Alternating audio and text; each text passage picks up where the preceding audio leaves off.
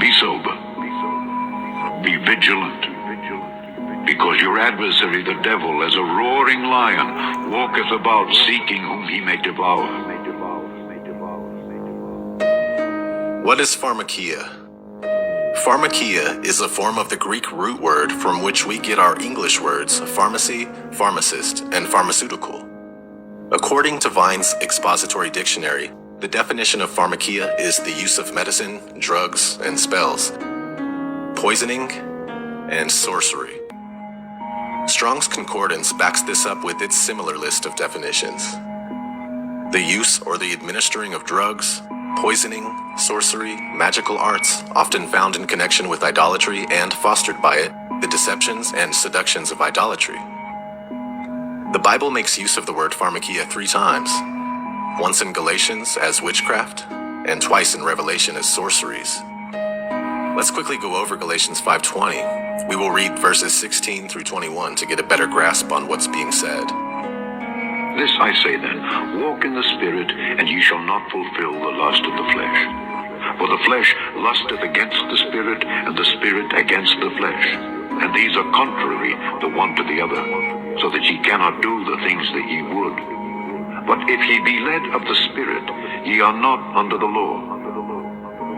Now the works of the flesh are manifest, which are these: adultery, fornication, uncleanness, lasciviousness, idolatry, hatred, variance, emulations, wrath, strife, seditions, heresies, envyings, murders, drunkenness, revelings, and such like, of the which I tell you before, as I've also told you in time past, that they which do such things shall not inherit the kingdom of God. Here, the word witchcraft denotes the use of drugs as a lust of the flesh.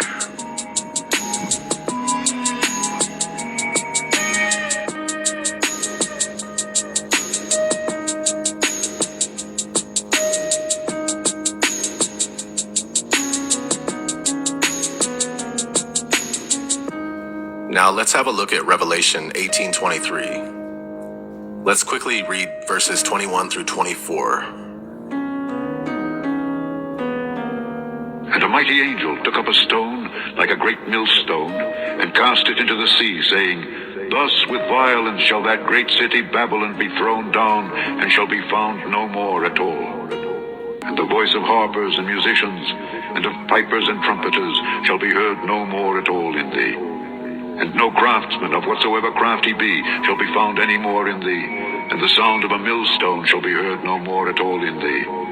And the light of a candle shall shine no more at all in thee. And the voice of the bridegroom and of the bride shall be heard no more at all in thee. For thy merchants were the great men of the earth. For by thy sorceries were all nations deceived. And in her was found the blood of prophets, and of saints, and of all that were slain upon the earth. This part of Revelation tells us that Babylon will deceive all nations with the use or administration of drugs. Is anyone making the connection yet? Bill Gates. Though vaccines are not officially classified as a drug, the dictionary definition of the word drug definitely applies to vaccines. A substance used in the diagnosis, treatment, or prevention of a disease or as a component of a medication. Every major pharmaceutical company in the world is whipping up toxic chemical concoctions that they can label as COVID-19 vaccinations. When you think about it, all the Hollywood tropes and cliches, like the way they portray fictitious witches when creating magic potions, isn't too far off from reality when drug companies create a new vaccine. Some ingredients in vaccines as listed by the CDC on their website include aluminum, which causes Alzheimer's disease, formaldehyde, aka embalming fluid, thimerosal, which contains 49.6% mercury, acetone, which is a solvent in nail polish remover, plus many other highly questionable chemicals. These are toxins which are never to be consumed orally, but in vaccines, they are injected directly into the body.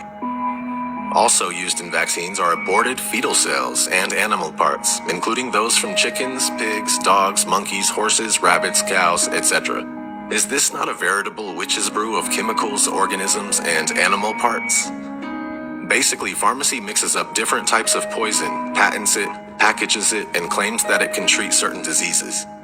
The main problem with that system is that poison is poison. Pharmaceutical drugs and vaccines are extremely toxic, and when introduced into the body, have negative effects on the system from head to toe.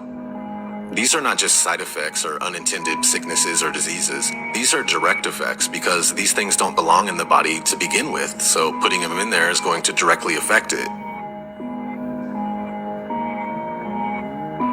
Paracelsus. Known as the father of toxicology, Paracelsus was an avid occultist who thought that metals such as mercury, lead, tin, copper, and gold could purify the body. He would often try to heal people from disease using quicksilver, also known as mercury. Many died as a result of the treatment given by Paracelsus. Yet today, we still see things like mercury in our vaccines. That's actually because of Paracelsus. Besides him being a physician and a philosopher, he was also a metallurgist and a hardcore alchemist. And that's why he was so intent on using metals in his work as a physician. The main objectives of alchemy are to transmute base metals like lead and mercury into gold, to find a universal cure for all ailments, to find a universal solvent that could break down anything including gold, and finally to find an elixir to prolong life. A highly sought-after object known as the Philosopher's Stone could assist with all of these goals. Another sought-after substance in alchemy is what's called azoth. Defined as the universal remedy of Paracelsus, azoth was considered to be a universal medication or universal solvent, and was sought for in alchemy. Similar to another alchemical idolized substance, alkahest, azoth was the aim, goal, and vision of many alchemical works. Its symbol was the caduceus. The term, while originally a term for an occult formula sought by alchemists, much like the Philosopher's Stone, became a poetic word for the element mercury. Keep this all in mind. I found some incredible connections to do with all of this information. Medicinal symbols. The bowl of Hygeia is one of the most widely recognized symbols of pharmacy. In Greek mythology, Hygeia is the daughter and assistant of Aesculapius, the god of medicine and healing. Hygeia's symbol consists of a bowl containing a medicinal potion with the serpent of wisdom drinking from it. The serpent of wisdom also appears on the rod of Aesculapius, which is the symbol of medicine. Aesculapius is the Greek god of medicine and son of Apollo. In the United States, the caduceus is commonly used as the symbol for the healthcare industry, even though it's associated with the Greek god Hermes and has nothing to do with medicine. Skilled in persuasion and bartering, and also known as a trickster, Hermes is the patron of merchants, traders, thieves, liars, and gamblers. But here's where it gets crazy. It's 100%, absolutely, positively, no accident that the caduceus is used as the symbol of medicine in the divided states of Zombieland, and some other places too, but it's abundant in the US. Have a look at the image of Baphomet. There's a caduceus representing its male anatomy. Baphomet is androgynous, meaning it's both male and female. It's a hermaphrodite.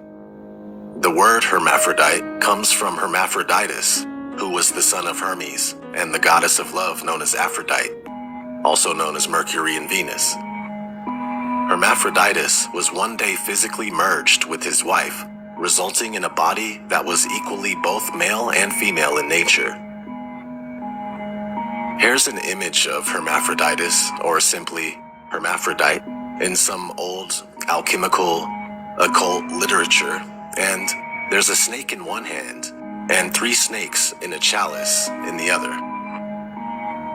Its father, Hermes, aka Mercury, carries a caduceus, which also symbolizes the phallus of the Baphomet, and the Baphomet is a representation of what's known as the Great Work in alchemy. On its arms are the words solve and coagula, which is the alchemical process. It basically means broken down and rebuilt. Everything connects and ties together so perfectly here. It gets even crazier, I can't lie. I blew my own mind working on this project. I'm not saying I'm the first one to figure this out, but I did indeed figure this out on my own with no prior knowledge to any of it. So check this out. One of the goals of the satanic ruling class is to make society sexless and doing away with traditional men and women. This, in turn, is a form of depopulation and a clever way to gradually destroy the family unit. They are achieving this through the use of everyday products that contain hormone disruptors, aka endocrine disruptors, which are chemicals that interfere with the body's endocrine system and produce adverse developmental, reproductive, neurological, and immune effects in both humans and wildlife. The damage is believed to be most severe during prenatal or early pregnancy exposure.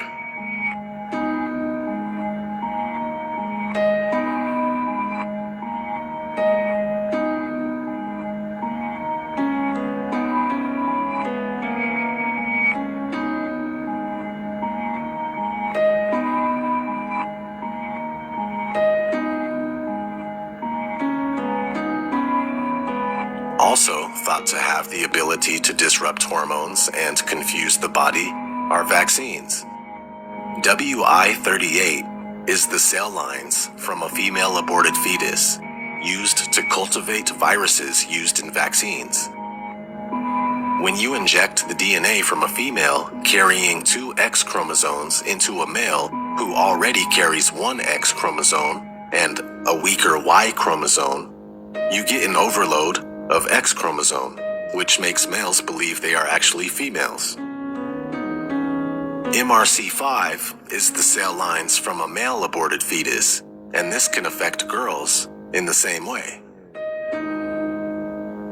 Whether it's the bowl of Hygeia, the rod of Asclepius, or the caduceus, it's rather fitting that snakes are used as the symbol for medicine, since it was a serpent that deceived Eve in the Garden of Eden. Not to mention Revelation 12:9 says, "And the great dragon was cast out, that old serpent called the devil and Satan, which deceiveth the whole world." It all ties together. Here, Satan is clearly established as the serpent that deceives the whole world. Revelation 18:23 again states that "For by thy pharmakia were all nations deceived." And pharmakia is represented by a snake, or snakes if you live in the divided states. Plus, snakes are always present whenever a hermaphrodite is portrayed. Not to mention the caduceus is toted by Hermes, also known as Mercury, which has been put in people's bodies since the time of Paracelsus. Pretty much everything that we've gone over stems from Greek mythos and traditions, and I haven't even mentioned the Hippocratic Oath that all new physicians take when they finally become a doctor.